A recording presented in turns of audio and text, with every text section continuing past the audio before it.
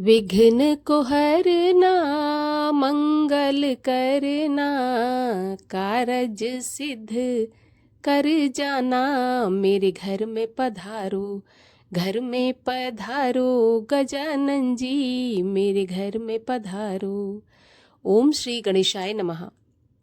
आज है बुधवार और बुधवार का दिन भगवान श्री गणेश को समर्पित होता है। बुधवार के दिन श्री गणेश जी की पूजा करना, गणेश जी का व्रत करना अत्यधिक शुभ फलदायी होता है। गणेश जी को बुद्धि विद्या का दाता माना जाता है। सभी रिद्धि सिद्धियों के दाता भगवान श्री गणेश जी हैं। सभी प्रकार के सुख भगवान गणेश के चरणों में समर्पित रहते हैं।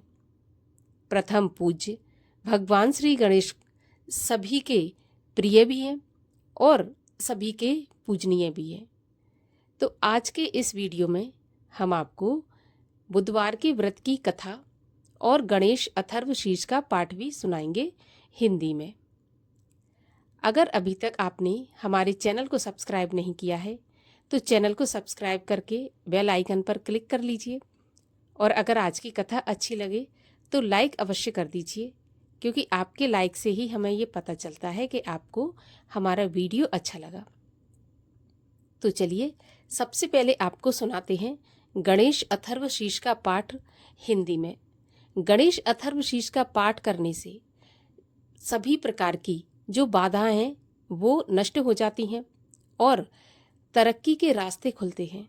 अगर कोई विद्यार्थी हो जिसको कि विद्या अध्ययन में, जिसको कि विद्या अर्जित करने में, या कहा जाए कि पढ़ाई में दिक्कत आती हो, उसे गणेश अथर्वशीर्ष का पाठ अवश्य करना चाहिए या सुनना चाहिए। तो आइए शुरू करते हैं गणेश अथर्वशीर्ष का पाठ। श्री गणेश जी को नमस्कार है। आप ही साक्षात हैं, आप ही कर्ता हो, आप ही दूसरों का दुख हरने वाले हो और आप ही ब्रह्म हो। सब रूपों में आपका ही रूप है, सब रूपों में आप ही दिखाई देते हो। आप सब में व्याप्त हो, आप ही आत्मा का स्वरूप हो। ऋतु जो कहता है वह न्यायिक एवं सत्य है। आप हमारी रक्षा करें, बोलने वाले की रक्षा करें, सुनने वाले की रक्षा करें, पालन करने वाले की रक्षा करें, शिष्यों की रक्षा करें, चारों दिशाओं में हमारी रक्षा करें। शब्द और स्वर दोनों ही आप हैं। आप ही भला करने वाले तथा आनंदमयी हैं।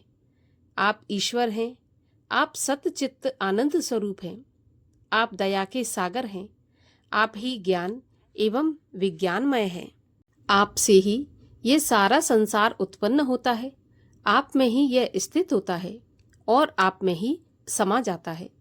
आप ही पांचों तत्व हो, चार प्रकार की सृष्टि में भी आप ही विराजमान हो। आप लोभ, लालच, क्रोध से रहित हो, निद्रा एवं सुषुप्ति की अवस्थाओं से आप मुक्त हो। आप काल से परे हो, आप मूलाधार चक्र में सदैव स्थित रहते हो। आप सर्वशक्तिमान हो, ऋषि मुनि आपको ही ध्याते हैं। ब्रह्मा, विष्णु, रुद्र, इंद्र सब आप ही हो। सूर्य, चंद्रमा, अग्नि, वायु आप ही हो। आप ब्रह्म हो, ओमकार भी आप ही हो। गण के शुरू अर्थात ग को पहले बोलें, उसके बाद वर्णों के शुरू अर्थात आ को बोलें, उसके बाद अनुस्वार बोलें। इस प्रकार अर्धचंद्र से युक्त गंग ओमकार से अवरुद्ध होने पर तुम्हारे बीज मंत्र का स्वरूप ओम गंग इस प्रकार है। गकार इसका पहला रूप है, अकार मध्य रूप है, अनुस्वार इसका अंतिम रूप है तथा बिंदु उत्तर रूप है। आवाज संधान है, संहिता सावेद है। ऐसी यह गणेश विद्या है। इस महामंत्र के ऋषि गणक है, निर्चकदाय छंद है, गणपति देवता हैं और यह महामंत्र इस प्रकार है। ओम गंग गणपतये नमः।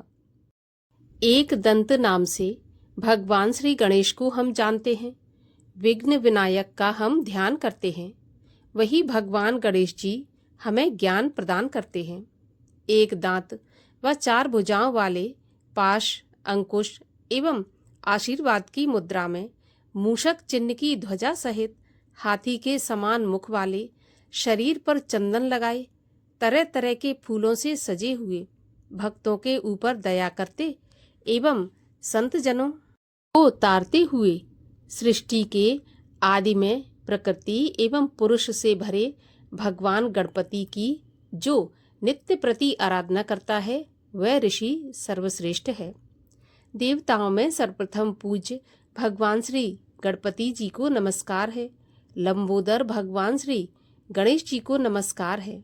विघ्नों का विनाश करने वाले शिवपुत्र को नमस्कार है। दुखों को दूर करने वाले श्री गजानन को बार बार नमस्कार है। यह अथर्वशीर्ष है। जो इसको नित्य स्मरण करता है वह ईश्वर को प्राप्त करने का अधिकारी होता है। यह सब प्रकार के दुखों से छुटकारा एवं सुख वैभव देने वाला है। यह 5 प्रकार के महान पापों से मुक्ति दिलाता है। सायंकाल में स्मरण करने से दिन के पापों का नाश होता है। सुबह स्मरण करने से रात्रि के पापों का नाश होता है। दोनों समय स्मरण करने से निष्पापी होता है। सब जगह स्मरण करने से निर्विघ्न होता है तथा मोक्ष का अधिकारी होता है। यह अथर्वशीर्ष उसी को देना चाहिए जो इसके योग्य हो। यदि कोई इसे लालचवश देता है वह पापी होता है। 1000 बार अथर्वशीर्ष का स्मरण कर जिन जिन कार्यों को मन में धारण करें उन उन कार्यों की सिद्धि उससे प्राप्त करें। अथर्वशीर्ष मंत्र द्वारा जो गणपति को स्नान करवाता है वह सिद्ध वाक होता है। जो बिना भोजन किए चतुर्थी को इसका जाप करता है वह विद्यावान होता है। यह अथर्वशीर्ष मंत्र है जो ब्रह्मा आदि देवताओं का वर्ण करता है तथा इसके जाप से मनुष्य विद्या से वंचित नहीं रहता। जो घास के अंकुरों से मंत्र का जाप करता है वह कुबेर के समान धनवान होता है। जो धान की खीलों से इसका जाप करता है वह यशस्वी व बुद्धिमान होता है। जो लड्डुओं से जाप करता है वह मनोकामना प्राप्त करता है। जो अग्नि अर्थात यज्ञ द्वारा जाप करता है उसे सब कुछ प्राप्त होता है। 8 ब्राह्मणों सहित इस मंत्र का जाप करने से मनुष्य सूर्य के समान तेजस्वी होता है। सूर्य ग्रहण के समय बड़ी नदियों के सामने मूर्ति के सामने जो इस मंत्र का जाप करता है उसको इस मंत्र की सिद्धि प्राप्त होती है। यह महाविघ्नों महादोषों महापापों से मुक्त होकर सर्वज्ञ हो जाता है। ऐसा वेद और उपनिषदों में लिखा है। शांति पाठ। हे भगवान गणपति, हमारा अध्ययन किया हुआ ज्ञान हम दोनों की रक्षा करे। वह ज्ञान हम दोनों को भोजन दे। उस ज्ञान से हम दोनों मिलकर पराक्रम करें। वह ज्ञान तेजस्वी रहे। उस ज्ञान से हम आपस में ना झगड़ें। ओम शांति, ओम शांति। और अब सुनते हैं बुधवार के व्रत की कथा। एक व्यापारी दूर देशों में व्यापार के लिए जाया करता था। उसके विदेश जाने के कुछ दिनों के बाद बुधवार को उसकी पत्नी ने एक पुत्र को जन्म दिया। कुछ वर्षों के बाद जब वह लौटा तो धन संपत्ति तथा सामान से लदी उसकी गाड़ी दलदल में फंस गई। बहुत प्रयत्नों के बाद भी जब वह गाड़ी खींचने में सफल नहीं हुआ तो पंडितों ने बताया कि बुधवार को पैदा हुआ बच्चा यदि गाड़ी को हाथ लगा देगा तो गाड़ी दलदल से बाहर आ जाएगी। बुधवार के जन्मे बालक की खोज में वह अपने गांव पहुंचा। घर घर जाकर पूछने लगा। अपने घर पहुंचने पर उसने देखा कि उसका अपना पुत्र बुधवार को ही पैदा हुआ है, तो वह अपने पुत्र को लेकर गाड़ी के पास पहुंचा। पुत्र ने गाड़ी को हाथ लगाया ही था कि वह दलदल से बाहर आ गई। गाड़ी लेकर वह घर वापस आ गया। सब सुखपूर्वक रहने लगे। तो वह लड़का भी बड़ा योग्य, होनहार और बुद्धिमान निकला। तभी से सभी स्त्रियां उसी प्रकार का पुत्र प्राप्त करने के लिए बुद्धा देवी का व्रत करती हैं और बुद्धदेव भगवान की और गणेश जी की बुधवार के दिन पूजा करती हैं। एक अन्य कथा के अनुसार एक समय एक व्यक्ति अपनी पत्नी को विदा करवाने के लिए अपनी ससुराल गया। वहां पर कुछ दिन रहने के बाद उसने अपने सास ससुर से अपनी पत्नी को विदा कराने के लिए कहा, परंतु सबने कहा कि आज बुधवार का दिन है, आज के दिन कहीं जाया नहीं जाता। तो वह व्यक्ति नहीं माना और हठधर्मी करके बुधवार के दिन ही पत्नी को विदा कराकर अपने नगर को चल पड़ा। रास्ते में उसकी पत्नी को प्यास लगी तो उसने अपने पति से कहा कि मुझे बहुत जोर से प्यास लगी है। तब वह व्यक्ति लोटा लेकर रथ से उतरकर जल लेने गया।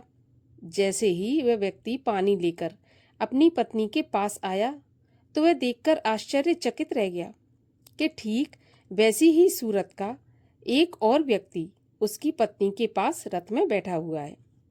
तो उसने क्रोध से कहा कि तू कौन है जो मेरी पत्नी के पास बैठा है? तब दूसरा व्यक्ति बोला कि यह तेरी नहीं, मेरी पत्नी है। मैं अभी अभी इसको ससुराल से विदा कराकर ला रहा हूँ। अब वे दोनों व्यक्ति आपस में झगड़ने लगे।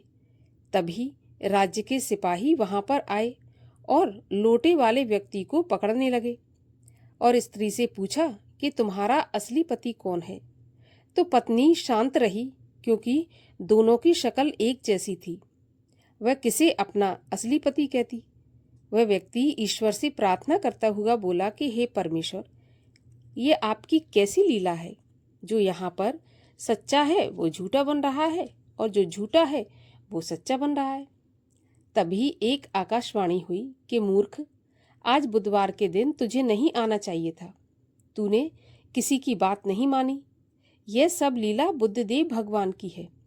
उस व्यक्ति ने बुद्धदेव से प्रार्थना की और अपनी गलती के लिए क्षमा मांगी। तभी बुद्धदेव जी अंतर्ध्यान हो गए और वह अपनी स्त्री को लेकर घर आया और बुधवार का व्रत वे दोनों पति पत्नी नियम पूर्वक करने लगे।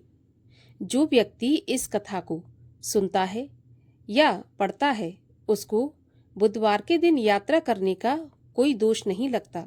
उसको सभी प्रकार के सुखों की प्राप्ति होती है। बोलिए गणेश जी महाराज की जय।